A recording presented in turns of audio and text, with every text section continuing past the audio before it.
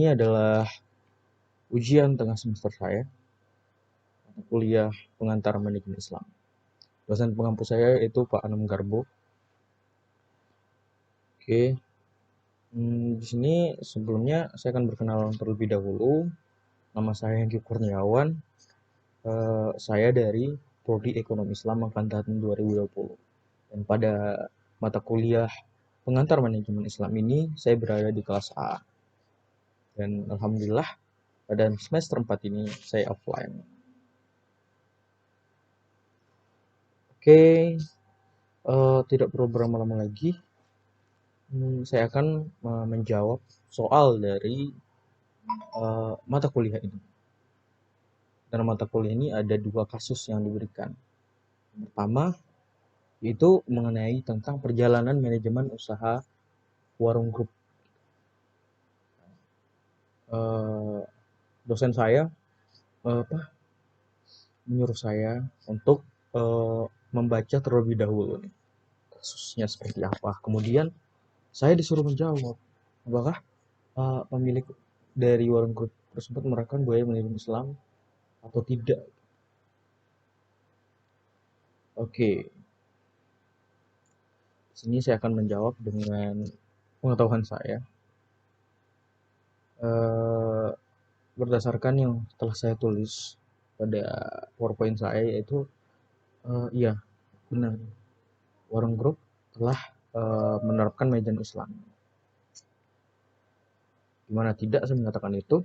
Yang pertama, memprioritaskan ibadah.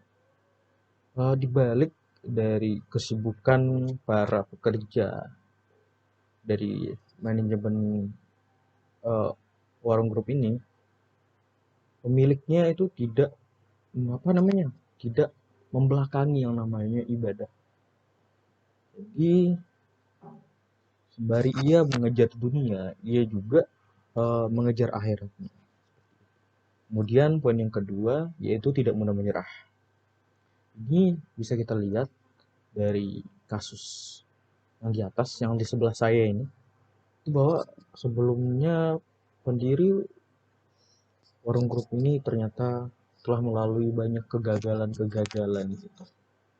Dan itu tidak membuat dia menyerah, bahkan membuat dia semakin semangat, dan hingga saat ini ia mampu membesarkan warung grup. Sedikit membahas dalam bisnisnya. Salah satu yang membuat warung grup itu berkembang yaitu penerapan iklan di dalam pemasarannya. Jadi salah satu kunci untuk mendapatkan mensukseskan, salah satu cara untuk menjadi sukses dalam dunia bisnis yaitu promosi. Nah, itu hanya sebagian kecil. Saya sharing sedikit saja. Kemudian di soal yang kedua, yaitu berdasarkan informasi tersebut, jika menurut Anda pemilik warung grup telah menerapkan konsep manajemen Islam, bagian manakah dari indikator manajemen Islamnya yang telah diimplementasikan? Nah, ada nih hal menarik yang saya baca dari kasus tersebut. Itu adanya apresiasi kepada karyawan yang mampu menghafal Al-Quran 1 juz. Dan hadiahnya tidak main-main ya. Hadiahnya itu umroh. Wow. Jadi selain karyawan itu mengejar target tiap hari untuk mendapatkan penjualan yang banyak, karyawannya juga saling berlomba-lomba untuk menghafal Quran, beribadah agar bisa berkunjung ke Baitullah. Siapa sih yang nggak mau ke Baitullah? Lagi dengan cara menghafal Al-Quran. Udah mendapat pahala dari menghafal, kemudian mendapat pahala lagi dari hadiah yang diberikan oleh owner warung grup ini. Kemudian yang kedua, orientasi profit dan maslahah yang dibutuhkan keuntungan dialokasikan untuk keperluan rumah tafis. Jadi warung grup ini selain keuntungannya itu digunakan untuk memutar bisnis dan untuk kepentingan pemilik, keuntungan dari warung grup ini ternyata dialokasikan juga untuk pembuatan rumah tafis atau pondok pesantren. Sangat luar biasa sekali. Kemudian itu jawaban saya karena ada 2 soal. Jawabannya sudah saya jawab. Kemudian saya ke kasus yang kedua, yaitu tentang kasus pandemi dan perubahan perilaku organisasi. Nah, pada kasus kedua ini pertanyaannya yaitu jelaskan kembali maksud dari perilaku organisasi dan seberapa besar perannya dalam mencapai tujuan sebuah organisasi. Jadi setelah saya eh, ingat-ingat materi yang telah diberikan oleh Bapak dosen saya, untuk jawaban yang pertama yaitu perilaku organisasi itu adalah perilaku yang melibatkan individu, nah dan kelompok untuk mencapai suatu tujuan dengan efektif dan efisien. Sehingga perilaku organisasi ini menjadi penting karena dalam organisasi akan mengambil keputusan yang berdampak bagi seluruh individu yang tergabung dalam organisasi tersebut. Jadi dalam organisasi itu ada beberapa orang yang ingin menggapai suatu tujuan yang sama demi kemaslahatan bersama.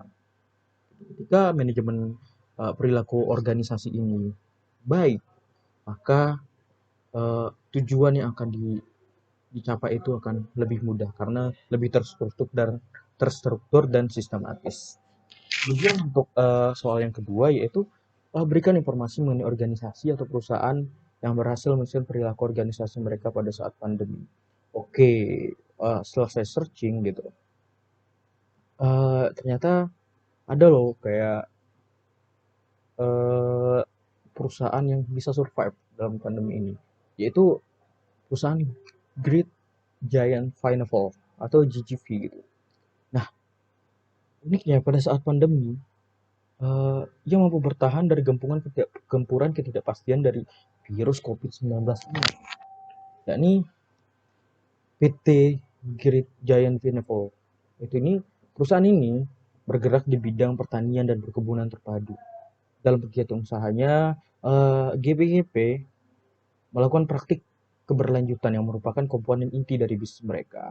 Dilakukan dengan cara identifikasi risiko yang akan terjadi di masa depan dengan menggunakan data sejarah 5 tahun terakhir.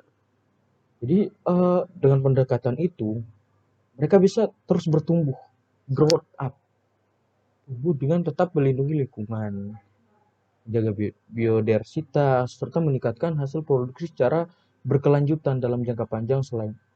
Selain itu, GGP juga menerapkan manajemen risiko serta praktik usaha sesuai prinsip GRC sehingga bisa terus bertumbuh di masa pandemi sekalipun. Jadi itu rahasianya, yaitu dia melihat eh, riwayat 5 tahun terakhir apa yang sudah dilalui, kemudian ia menggunakan itu sebagai analisisnya untuk menghadapi masa yang akan datang. Kayak gitu. Kemudian pertanyaan terakhir yaitu sebagai bagian pemahaman yang mutlak dimiliki oleh seorang manajer, penampilan apa saja yang wajib dikasih oleh manajer? Yang pertama,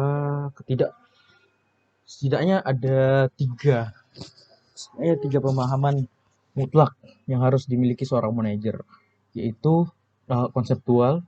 Dia harus memiliki pemahaman tentang konseptual, interpersonal, dan teknis gitu. Konseptual ini yaitu berhubungan dengan kecakapan seorang manajer untuk melihat hal besar dan mengambil kebijaksanaan strategis dalam menjalankan perusahaan. Gitu. Kemudian interpersonal yaitu berhubungan dengan kecakapan dalam berinteraksi dengan orang lain dan berkomunikasi secara efektif. Hal ini termasuk memberikan instruksi, saran, dan umpan balik serta mendengarkan masukan, pendapat dan keluhan dari karyawan.